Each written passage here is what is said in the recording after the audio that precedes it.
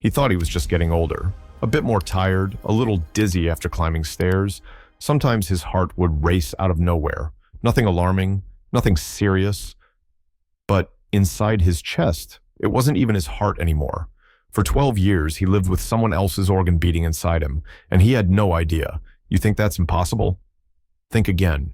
In rare but real cases, transplant patients are never told the full story, especially when it's done under emergency circumstances or when family chooses silence for their good.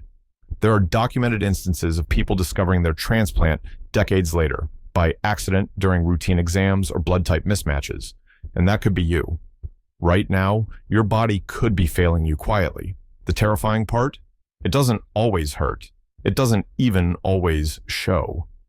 Heart failure, early stage, can mimic fatigue, anxiety, aging. The signs are subtle, and that's what makes them so dangerous. Here are the red flags almost everyone ignores. Shortness of breath that shows up doing simple tasks, like putting on socks or walking to the mailbox. Cold hands or feet, even in a warm room. Random dizzy spells or moments of blackout lightheadedness. Trouble sleeping flat on your back, needing pillows to breathe. Swelling in the ankles or belly. Just water weight, you tell yourself. These aren't just aging, these are alarms. Your body isn't lying to you. You just stopped listening. You're not invincible. And if you think it won't happen to me, remember, neither did he. The man who lived with someone else's heart for over a decade thought the same. He thought he had time. He didn't. It's not just a pump. It's not just muscle. Your heart decides how you feel, how you sleep, how you think. It literally controls blood flow to your brain.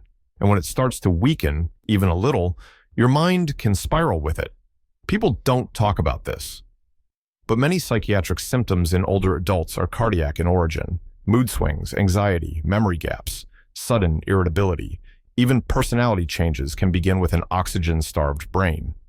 There's a well-documented case. A 58-year-old woman, no history of mental illness, suddenly became reclusive and paranoid. Doctors suspected early dementia, but the real cause? Silent heart failure.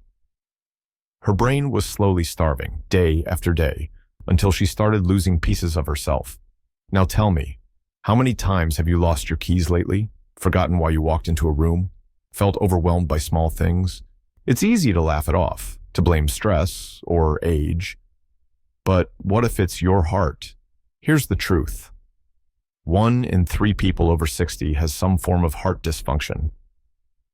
And most don't know it. High blood pressure can silently destroy your heart for years before it shows symptoms. Sleep apnea, untreated, increases your risk of heart failure by up to 140%. And yes, it affects your relationships too.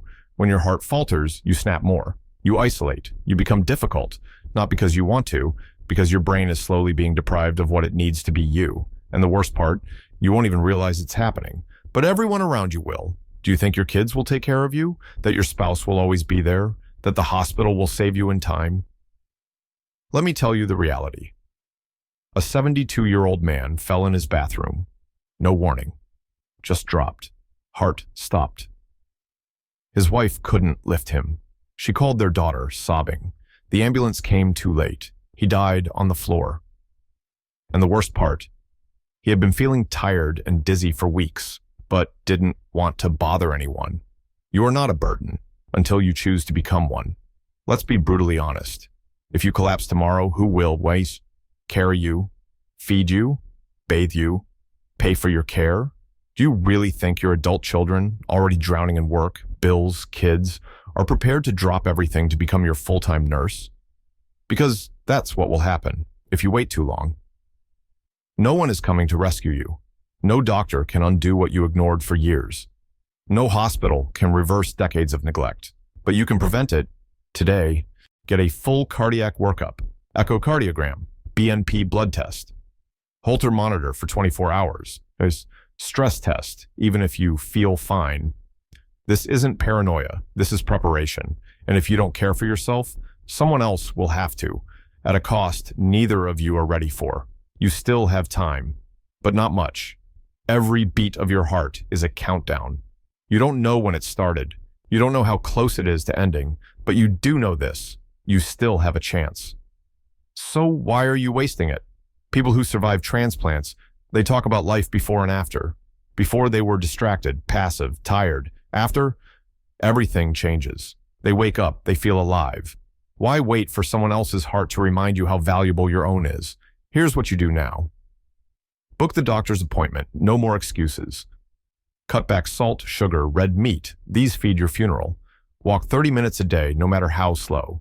Get blood pressure under control. No, my normal is high. Sleep 7+ hours every night. Quit smoking, not tomorrow, now. No one else will fight for your life. That's your job. And if you don't do it, you may leave behind people who will suffer because of your silence, your pride, your laziness. You're not just saving your heart, you're saving your future and theirs. Because once your heart stops, it's not just you who loses everything.